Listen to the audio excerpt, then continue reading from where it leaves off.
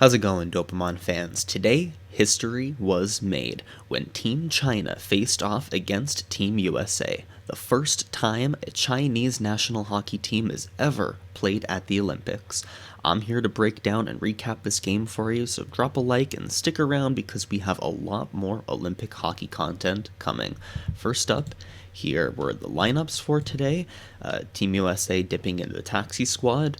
You may notice two different names for many of the Chinese players, much like how Chinese players are given English names when they come over here to North America. Many English names are given to the Chinese names, one over there. And a little joke here between the two goaltenders when Jeremy Smith, or Jeremy Shimishi, tells Drew Camesso that in Chinese his name would be Delu Kang Mejuo. I really like that. Don't worry, guys. I will be using the English names, not the Chinese names, for the recap. Let's get to it then. In the first period, Team USA came out strong. In the first 30 seconds, Luke Lockhart for Team China was caught out of position. He's a center, and his D was chasing the puck up to the top of the circle. His job was to cycle back and cover the front of his net, but instead gave Kenny Agostino all the space in the world on a 2-on-1. Lucky for him, the puck bounced away, but it wasn't a good sign to start the game. Immediately right after that, Zezhen Zhang of Team China throws a big hit on Brock Faber when he didn't have the puck, sent him right into the boards. I'm a little bit surprised this one wasn't called, but Faber was okay, and China immediately after that, for a different reason, gets a penalty. But it was a big penalty kill for China. They kept Team USA to the outside, and after that, they kind of carried the momentum and got some big ozone time possession with a puck, but they just couldn't convert. But China playing their style of game, they came out very physical. They sort of seemed to kind of take advantage of the smaller and younger Team USA roster.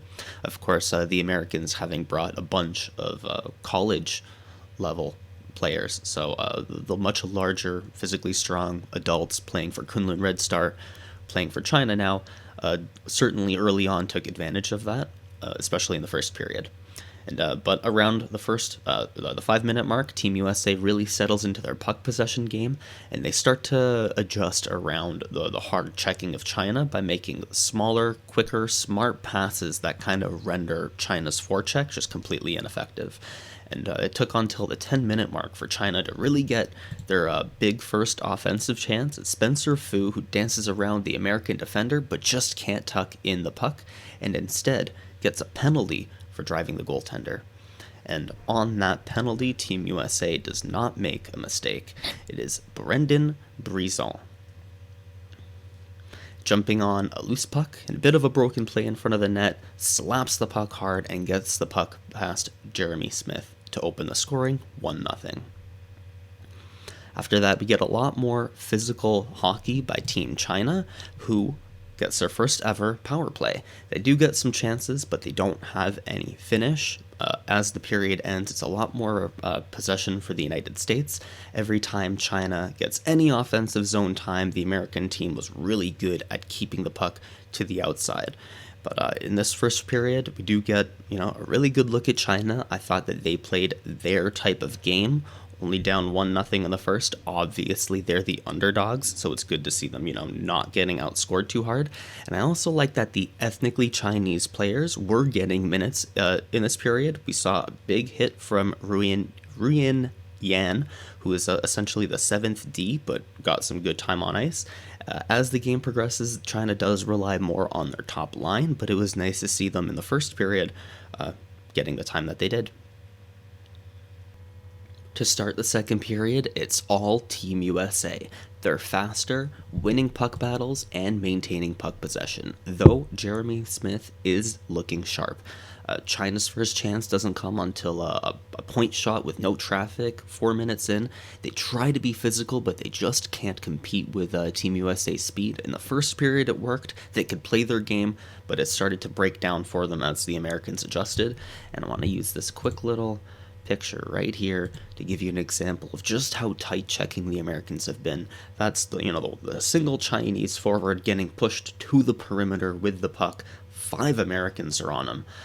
There's just no space for Team China. Their structure for the breakout wasn't there, and Team USA really taking advantage of that. And then with all that pressure, you get a Sean Farrell from behind the net. There's a beautiful backhand dish, and it's finished by Noah Coates to bring the game to 2-0.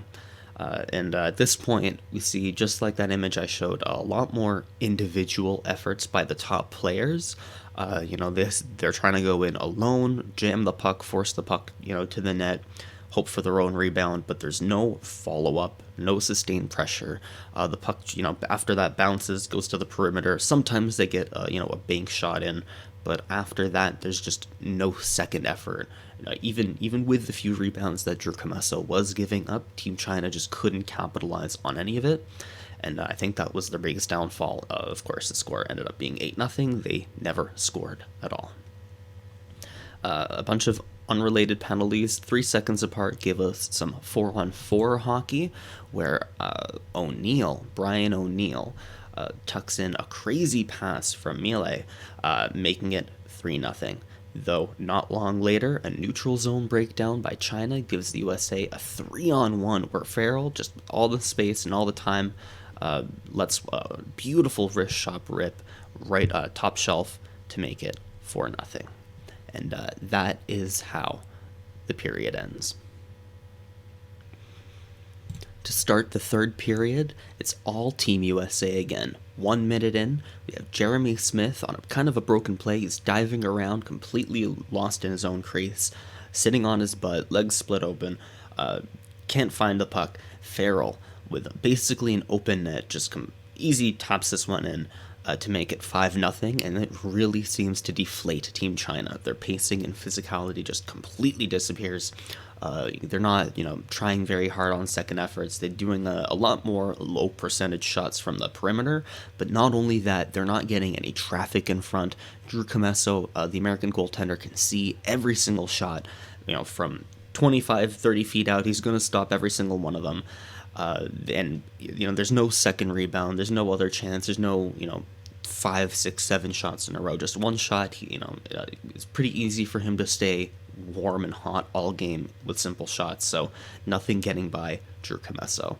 And at the 10-minute mark, Ben Myers steals the puck off the face-off and gets the puck alone right in front of goaltender Jeremy Smith, and a slick backhand gets the puck right over his shoulder. And immediately right after that, Matty Beniers on the right wing. He is a left-handed shot, so on the right wing he has lots of space, with an amazing wrist shot that beats Jeremy Smith again to bring up the game 7-0. And that was really short succession. In 10 minutes here we get a lot of offense by the Americans, and that causes tensions to rise a little bit. The play gets a little bit chippier, the puck's bouncing, both teams are a little bit angrier and more physical. Team USA gets 2 penalties, which gives China a brief 5-on-3, but they just can't convert. Lots of jamming away at the puck, but Commesso wasn't letting anything squeeze by him. And China's power play is ended by them getting a penalty with 3.5 minutes left in the game. And as the Americans go onto the power play, you can kind of just tell they want to coast to victory, as the Fu brothers, who are on the penalty kill, get a bunch of strong shorthanded chances, but they just can't convert. And with a minute and a half left in the game, Sean Farrell with the hat trick. He completes it. A tic-tac-toe pass. The pass comes from behind the net. He's standing in front.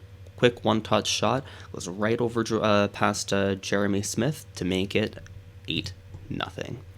And that's how it ends. Really strong first period by Team China. They were able to come out and, despite being the obvious underdog, play their game. Unfortunately for them, the Americans adjusted to their game to sort of outspeed and outskill them, and the following 2 periods were just all Team USA.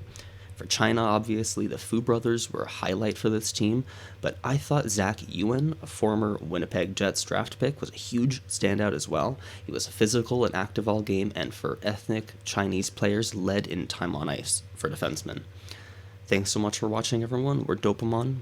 My best friend and I cover hockey news, analysis, trade speculation, mock drafts, and scouting reports, and we're also covering the Olympics. So drop a like, stick around, and we'll see you in the next one.